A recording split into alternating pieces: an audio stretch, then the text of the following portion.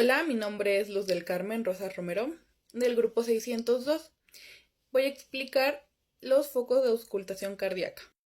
El primer foco es el aórtico, el cual se encuentra en el segundo espacio intercostal del lado derecho en la línea paraesternal, es decir, junto al borde esternal del lado derecho. El segundo foco es el foco pulmonar, el cual se encuentra en el segundo espacio intercostal del lado izquierdo en la línea paraesternal, es decir, junto al borde esternal del lado izquierdo.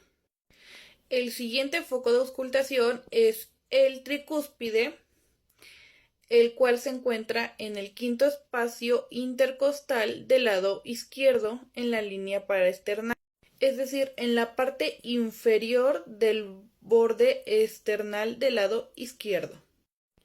Y por último, el último foco de auscultación, que es el foco mitral, se encuentra en el quinto espacio intercostal en la línea media clavicular del lado izquierdo. Y esos serían los 4 focos de auscultación cardíaca. Y eso sería todo de mi parte. Gracias por ver este video.